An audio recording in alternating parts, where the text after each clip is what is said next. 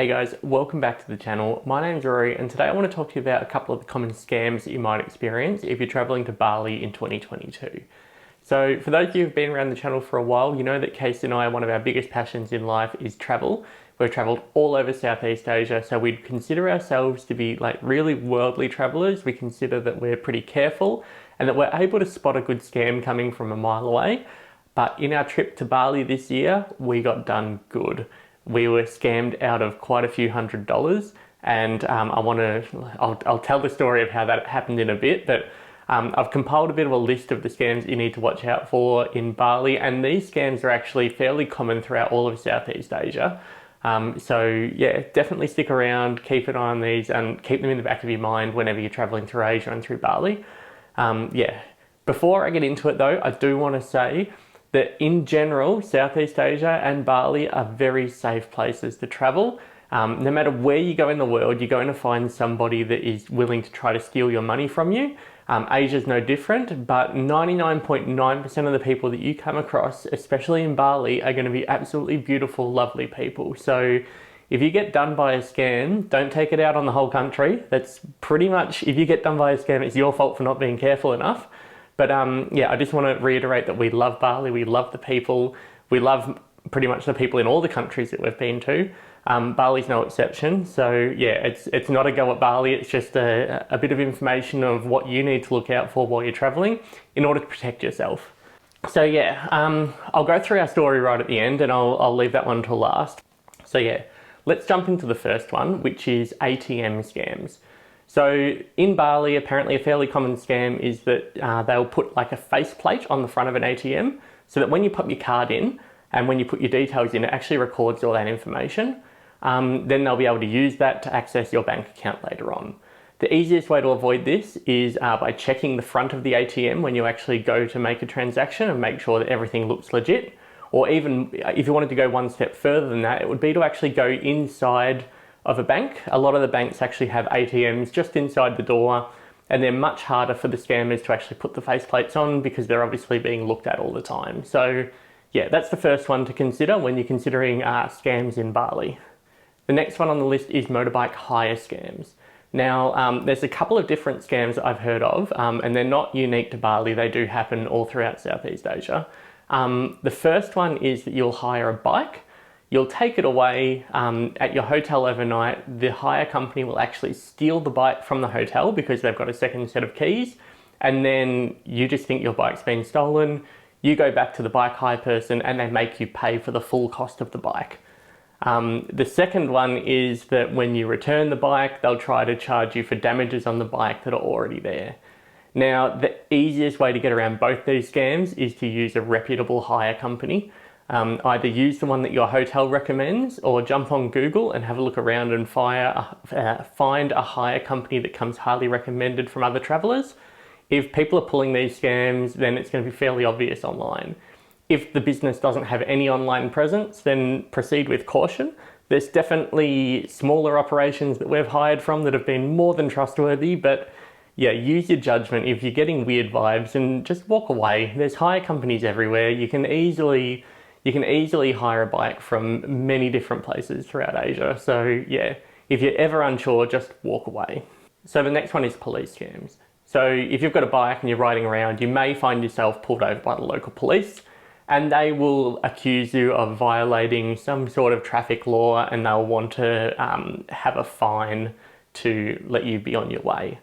Now, whether you have or have not violated the traffic law is often questionable. I know in Cambodia, we were pulled over for running a red light, even though it was clearly green, and yeah, so basically they're targeting tourists to pay a fine, basically to line their pockets. So not all police are like this. There are definitely some that are though. So definitely be on the lookout for that. The easiest way to avoid being pulled over in the first place is to follow the local traffic law, rules. So make sure you're wearing a helmet, stick within the speed limits, don't drive like a maniac. If you do those things, chances are you won't be pulled over in the first place. But if you do get pulled over, it's best to remain calm. Talk to them calmly and professionally and with a smile on your face, and just apologize, because there's no point arguing with them because it's not really going to get you anywhere.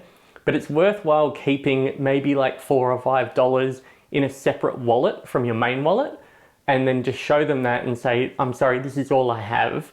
And chances are that they'll take that $4 or $5 off you and let you be on your way, because they just don't want the hassle of actually bringing you to the police station, because then it becomes official. So yeah, give them those few dollars and be on your way. If you pull out a wallet that's got like $1,000 in it, they might take a couple $100 off you. So you just don't want to risk that. Number 4 on this list is taxi scams. Now, there's a couple of different ways. There'll either be real taxis where they turn the meter off and then they'll charge you an exorbitant fee up front, or they're fake taxis with fake meters that run too fast. If the taxis are wanting to turn the meter off, then it's best to insist that they actually leave the meter running, because you're not going to get a cheaper fare by them turning the meter off. They're going to charge you more than what you probably would get otherwise. If you really want to go this way, then if you really want to let them turn the meter off, then make sure you agree to a price up front and make sure that it's a price that you're happy to pay. Otherwise, just get out and go to the next taxi. One of the reputable ones in Bali is Bluebird taxis. You'll see them everywhere. There's some rip-offs, so make sure that it is Bluebird taxi and make sure that the meter is running when you get into it.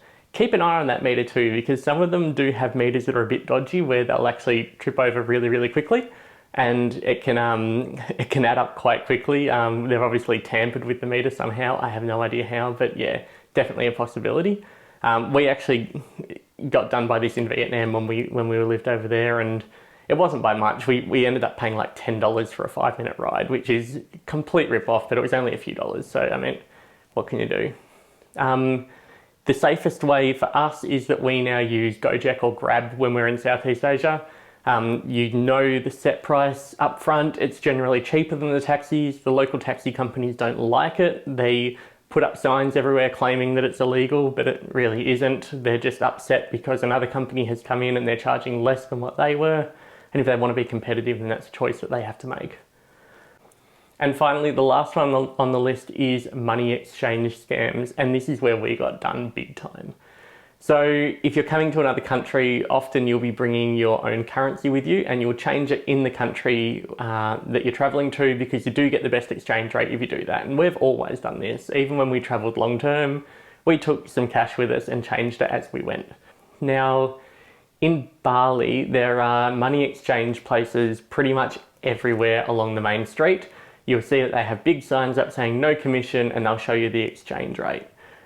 What we did is we went to this one place one night and we changed $100 and it was fine. So the next day we went back to the same place and we changed $1,000, took it straight back to the hotel, counted it again, and we actually only had $600 worth of currency. So we went straight back to the place and we argued with them, and we actually ended up getting our original Australian dollars back, thankfully. But what they did was, and this is, from what I can gather, this is how they often do it. We walked up to them and there were 2 people that came up. One of them was distracting us while the other one was counting out the money. We counted that money again and put it back down, and then he picked it up, and as he handed it to us, we think that he actually did a bit of sleight of hand, grabbed some of it and pulled it under the counter and handed it back. And these guys are really slick. Like, we did not see it at all. In the time that we were in Bali after that, we actually had 2 other people try to do the same thing to us, and we were keeping a hawk eye on it for that entire time, and we still didn't see that sleight of hand trick. So yeah, they're definitely out there. We had it happen in Canggu, somebody tried it in Ubud, and somebody also tried it in Bingen as well. So they're everywhere out there, and they're very good at what they do. Apparently it's not always 2 people either. There's not always somebody trying to distract you. Sometimes it can just be one person. They'll often use smaller notes, so they'll use 50,000 IDR notes instead of 100,000, so that it is a bigger bundle, so it's harder for you to notice if something's missing. And they also won't write it down on the official paperwork either. So the easiest way to avoid this is to use a reputable money exchange person. Often their exchange rates will be a little bit lower, but not by much. Over the course of $1,000, it's probably only going to be like maybe $4 or $5 less. But it's worth paying that little bit more to make sure that you get all your money back. The easiest way to find these places is they're generally inside a building with air conditioning. If you find one that is like a stall on the street, just keep walking past them because they're going to rip you off. If you find one that is a like inside, like behind a door with aircon, and they start to write all the information out, and you need to put your passport number and stuff on, you know they're going to be pretty legit. Still check it before you go because they might not be scamming you, but they also might make a mistake. But yeah, that's the easiest way to avoid that sort of scam.